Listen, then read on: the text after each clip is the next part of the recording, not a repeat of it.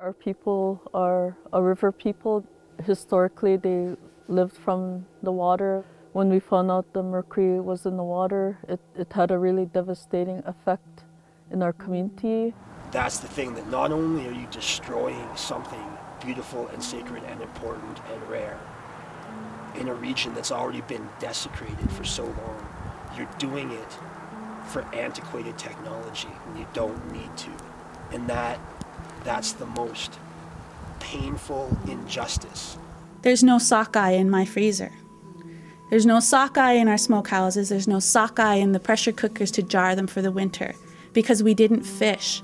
When this disaster happened, it was when the salmon were traveling up to the nursery grounds. And a lot of the communities along the Fraser and the tributaries coming off of them chose not to fish because of this disaster and the pollution that had been released into the environment. And we didn't know how that was going to affect us. We didn't want to feed our little children polluted food. Indigenous and Chamekwa is the birthing waters of salmon. It's a sacred place to us.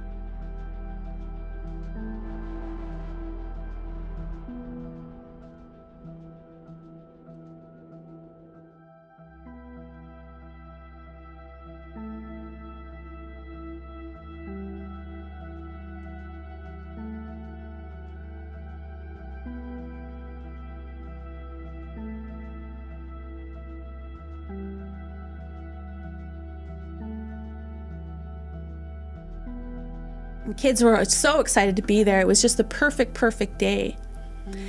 And that's the last time that I swam in that lake.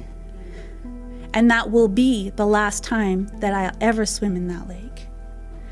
Their children will never know what that feels like.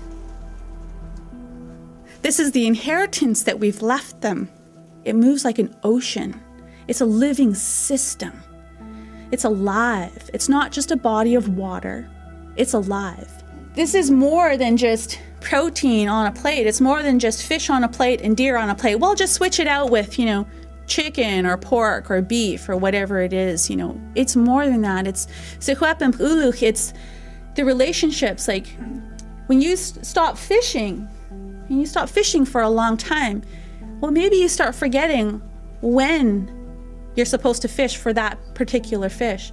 Maybe you stop going to those places because you don't fish there anymore. Maybe you forget that, which flower was it again that's in bloom when the spring salmon are coming through?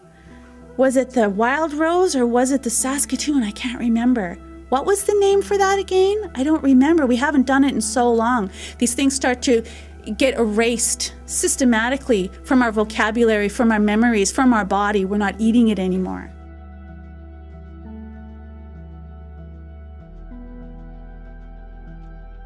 People are really resilient. They're very strong people. Like this thing 2002 and 2016, the logging trucks still have not driven through here. So it shows our people how they are so strong in what they believe in. The mercury issue started in 1975 when we discovered the fish were dying. Our people are a river people. Historically, they lived from the water. When we found out the mercury was in the water, it had a really devastating effect in our community, economically, socially, and all that. It's like a genocide of our people.